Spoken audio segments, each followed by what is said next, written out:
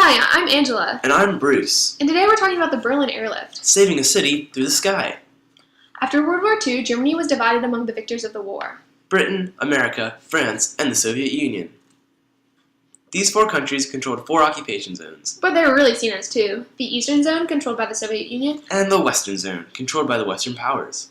With Germany divided, both sides set out to make their occupation zone match their ideas of functional government with economic stability. America did not make Germany pay reparations for the war. Instead, they aided West Germany with the Marshall Plan, which gave $17 billion of economic recovery to European nations. While the eastern side of Germany, controlled by the Soviet Union, was brought behind the Iron Curtain, making it a part of the communist world. Whoa, sorry about that. Anyways, besides Germany being divided, Berlin, the capital of Germany, was also divided among the victors of the war. And since Berlin was deep within the Soviet zone, the Allies controlled a portion of land within the Soviet sector, behind the Iron Curtain. This did not make Stalin happy and led to tensions. As cool as it would be, there was no massive metal sheet that divided the communist world from the rest of the world. The Iron Curtain was a term coined by former British Prime Minister Winston Churchill, and it referred to the imaginary line in which the communist realm started. After millions of dollars of stimulus money, the Allies made their blocs ready and able to begin to establish a government of their own. This process began in March of 1948 with the reunification of the Western blocs into one Allied supervised bloc.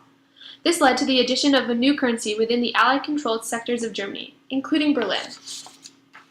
The Soviets were never pleased with having the Allies in their occupation zone, and when the Allies began to merge their sections, the Soviets saw it as a threat to the USSR and used it as a reason to push the Allies from West Berlin. The blockade began on June 24th, when the Soviets proclaimed that the Allies no longer had rights to the city and set up armed guards that had prohibited any aid or food to enter West Berlin, effectively cutting off the city from all needed supplies. President Truman refused to surrender Berlin to the Soviet Union. However, Truman knew that tensions were high, and thus using force could lead to war with the Soviet Union. So instead of trying to gain access to the city of West Berlin by force, he did something revolutionary, an airlift. The world waited to see if war would break out when America sent 60 bomber planes capable of dropping atomic bombs to bases in England in preparation for the airlift. But Stalin, the leader of the Soviet Union, did not challenge the airlift due to the threat of war. On June 26th, the Berlin-Airlift officially began. Now, Berlin was a city of over 2 million people and required 2,000 tons of supplies daily. This is the equivalent to the weight of 4 million squirrels flown to Berlin every day.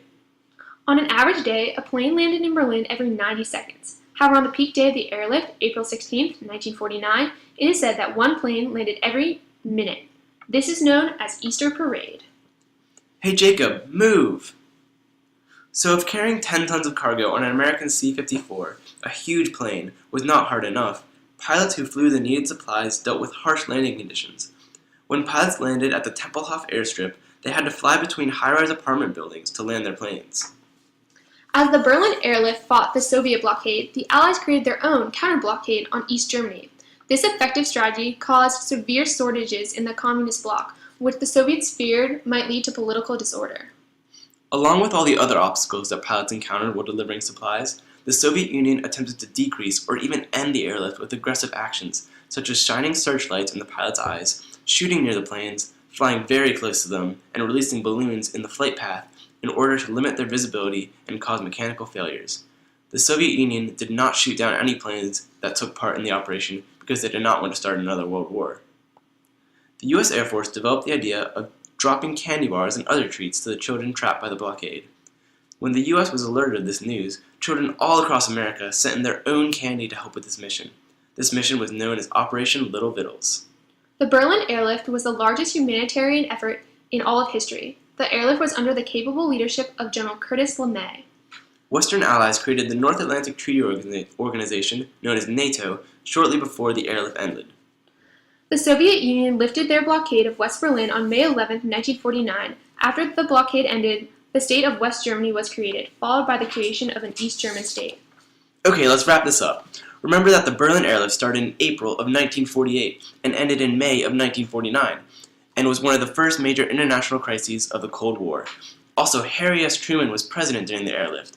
The airlift gave all the supplies the city would need to West Berlin after the roads to the city were cut off in a Soviet attempt to remove the Allies from behind the Iron Curtain. And don't forget to think big picture. The Berlin Airlift was an international effort and is a prime example of what can happen when the world works together for a common good. Thanks for watching! Happy history! created using Powtoon.